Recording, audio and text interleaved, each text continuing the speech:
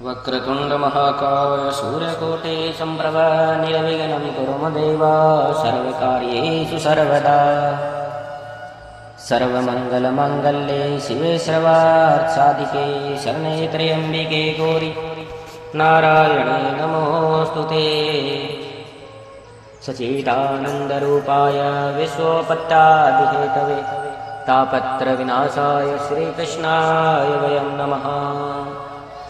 वन्दे देवयोमापतिं सुरगुरुं वन्दे जगत्कारणं वन्दे वनगभूषणं मृगधरं वन्दे पशूनापतिं वन्दे सूर्यसकाशवहनयनं वन्दे मुकुन्दं प्रियां वन्दे भक्तजनाश्रयं च वरदं वन्दे शिवशङ्करं। बोले शंकर भगवान की जय। श्री श्री महापुराण रुद्र संहिता सृष्टि खंड अथाष्टादशोध्याय। शिव मंदिर में दीपदान के प्रभाव से पाप मुक्त होकर गुण निधि का दूसरे जन्म में कलिंग देश का राजा बनना और फिर शिव भक्त के कारण कुबेर पद्धति की प्राप्ति। ब्रह्मा जी बोले, उन वृत्तांतों को सुनकर वह दीक्षित पुत्र अपने भाग्य की निंदा करके किसी दिशा को देखकर अपने घर से चल पड़ा। कुछ काल तक चलने के पश्चात वह यज्ञदत्त पुत्र दुष्ट गुण निधि थक जाने के कारण उदासहीन होकर वहीं रुक गया। वह बहुत बड़ी चिंता में पड़ गया कि अब मैं कहाँ जाऊं, क्या करूं। मैंने विद्या का अभ्यास भी नहीं किया और न तो मेरे पास अत्यधिक धन है। दूसरे देश में तत्काल सुख तो उसी को प्राप्त होता है जिसके पास धन रहता है। यद्यपि धन रहने पर चोर से भय होता है, किंतु यह विघ्न सर्वत्र उत्पन्न हो सकता है। याजक के कुल में जन्म होने पर भी मुझे इतना बड़ा दुर्व्यसन कैसे आ गया, यह आश्चर्य है। किंतु भाग्य बड़ा बलवान है, वही मनुष्य के भावी कर्म का अनुसंधान करता है। मैं भिक्षा मांगने के लिए नहीं जाता हूँ। मेरा यहाँ कोई परिचित भी नहीं है और न मेरे पास कुछ धन ही है। मेरे लिए कोई शरण तो होनी ही चाहिए। सदैव सूर्योदय होने के पूर्व ही मैं भिक्षा मांगने के लिए नहीं जाता हूँ। मेरा यहाँ कोई परिचित भी नहीं है और न मेरे पास कुछ धन है। मेरे लिए कोई शरण तो होनी ही चाहिए। सदैव सूर्योदय होने के पूर्व ही मेरी माता मुझे मधुर भोजन देती थी। आज मैं यहाँ किससे मांगूं? मेरी माता भी यहाँ नहीं है। ब्रह्मा जी बोले, हे नारद, इस प्रकार बहुत सी चिंता करते हुए वृक्ष के नीचे बैठे बैठे वह अत्यधिक दीनहीन हो गया।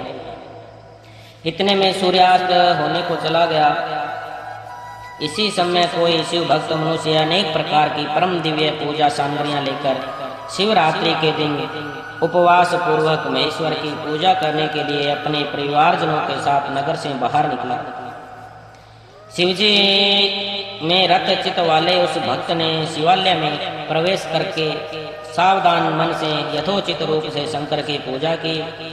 भगवान शिव के लिए लगाए गए निवेद्य पकवानों की गंध को सूंघकर पिता के द्वारा परित्यक्त मात्रहीन तथा भूख से व्याकुल यज्ञदत्त का पुत्र वह ब्राह्मण गुणनिधि उसके पास पहुंचा। उसने सोचा कि ये सभी शिव भक्त जब रात्रि में सो जाएंगे तब मैं शिव पर चढ़ा इस विधि निवेद्य को भाग्यवश प्राप्त करूंगा। ऐसी आशा करके वह भगवान शंकर के द्वार पर बैठ गया और उस भगत के द्वारा की गई महापूजा को देखने लगा। भक्त लोग जिस समय भगवान शिव के सामने नृत्य गीत आदि करके सो गए, उसी समय वह निवेद को लेने के लिए भगवान शिव के मंदिर में घुस गया। वहां पर जल रहे दीपक के प्रकाश को मंद मंद देखकर पकवानों को देखने के लिए अपने उत्तरीय वस्त्र को फाड़ करके बत्ती बनाकर दीपक को प्रकाशित कर यज्ञदत्त के उस पुत्र ने आदर पूर्वक शिव के लिए लगाए गए बहुत से पकवानों के निवेद्य को एकाएक सहर्ष उठा लिया। इसके बाद उस पकवानों को लेकर शीघ्र ही बाहर जाते हुए उसके पैर के आघात से कोई सोया हुआ व्यक्ति जग उठा। शीघ्रता करने वाला यह कौन है, इसे पकड़ो। इस प्रकार भययुक्त ऊंची वाणी में वह व्यक्ति चिल्लाने लगा। भयवश वह ब्राह्मण जब भाग रहा था, उसी समय वहां पूर्व रक्षक कोने से पहुंचकर उसे मारा, जिससे वह अंधा होकर तत्काल मर गया।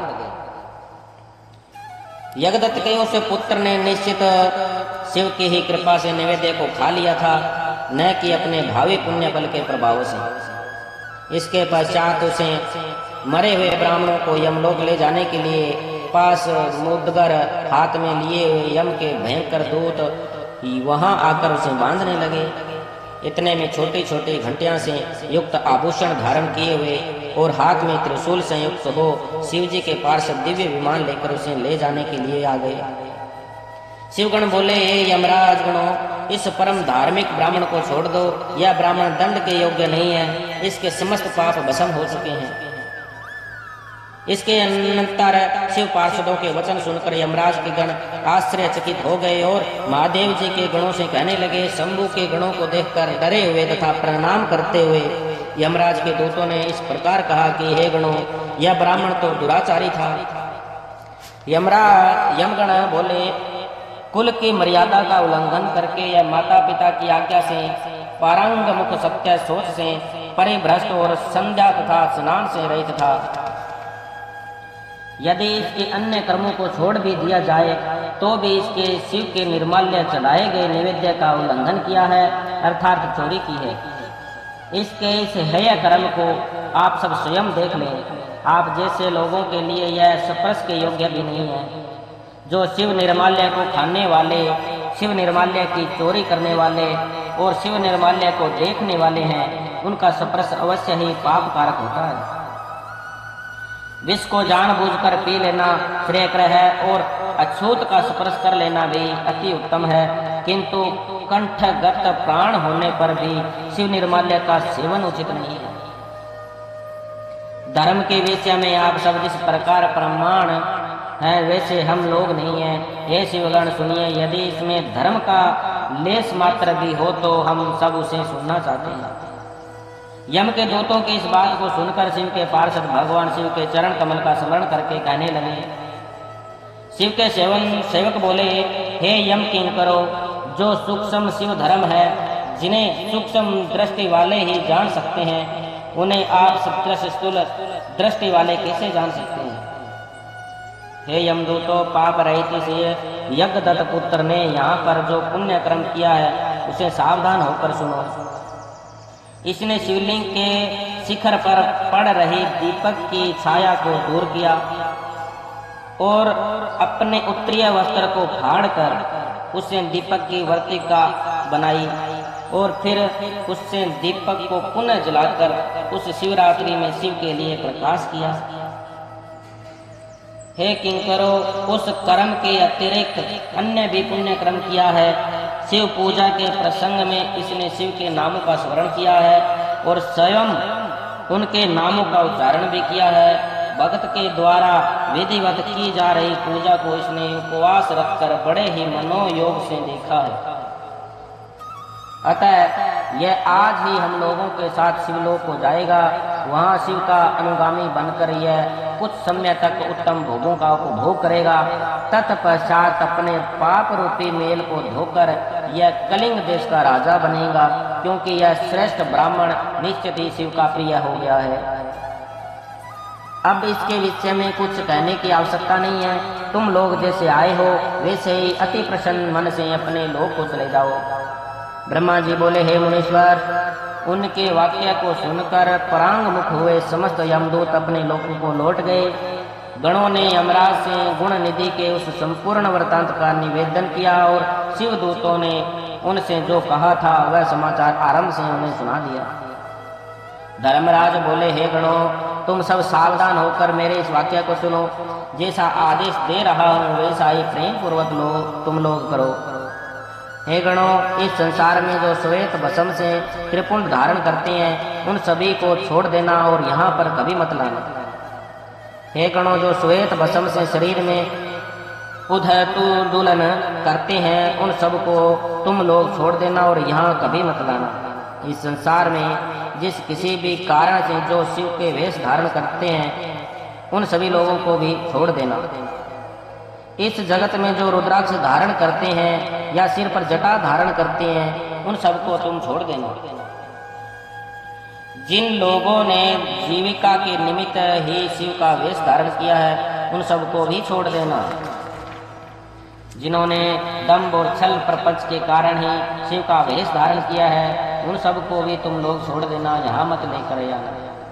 इस प्रकार उन यमराज ने अपने सेवकों को आज्ञा दी, जिसको सुनकर उन लोगों ने कहा कि जैसी आपकी आज्ञा वैसा ही होगा। ऐसा कहकर वे मंद मंद हंसते हुए चुप हो गए। ब्रह्मा जी बोले, इस प्रकार शिव पार्षदों ने यमदूत से उस ब्राह्मणों को छुड़ाया और वह पवित्र मन से युक्त होकर शीघ्र ही उन शिवगणों के साथ शिवलोक को चला गया। वहां पर सभी सुखों को उपभोग करके तथा भगवान सदाशिव एवं पार्वती की सेवा करके वह दूसरे जन्म में कलिंग देश के राजा अरिदमक का पुत्र हुआ। उस शिव सेवा प्रायण बालक का नाम दम हुआ। बालक होते हुए भी वह अन्य शिशुओं के साथ शिव भक्ति करने लगा। उसने युवावस्था प्राप्त की और पिता के परलोक गमन के पश्चात उसे राज्य भी प्राप्त हुआ। उसने प्रेम पूर्वक अनेक शिव धर्मों का प्रारंभ किया। हे ब्राह्मण, दुष्टों का दमन करने वाला वह राजा दम शिवालय में दीपक दान के अतिरिक्त अन्य कोई धर्म नहीं मानता था। उसने सभी ग्राम और जनपद प्रमुखों को बुला करके यह आदेश दिया कि तुम लोगों को शिवालयों में दीप प्रज्वलन की व्यवस्था करनी है। यदि किसी के क्षेत्र में ऐसा नहीं हुआ तो यह सत्य है कि उस क्षेत्र का वह प्रधान निश्चित ही मेरे द्वारा दंड पाएगा। दीपदान से भगवान शिव संतुष्ट होते हैं, ऐसा श्रुतियों में भी कहा गया है। जिसके गांव के चारों ओर जितने भी शिवालय हो वहां सदैव बिना कोई विचार किए ही दीपदान जलाना चाहिए। अपनी आज्ञा के उल्लंघन के दोष पर मैं निश्चित ही अपराध ही का सिर काट दूंगा। इस प्रकार उस राजा के भय से प्रत्येक शिव मंदिर में दीपक जलाए जाने लगे। इस प्रकार जीवन पर्यंत इसी धर्माचरण के पालन से राजा दम धर्म की महान समृद्धि प्राप्त करके अंत में काल धर्म की गति को प्राप्त हो गया।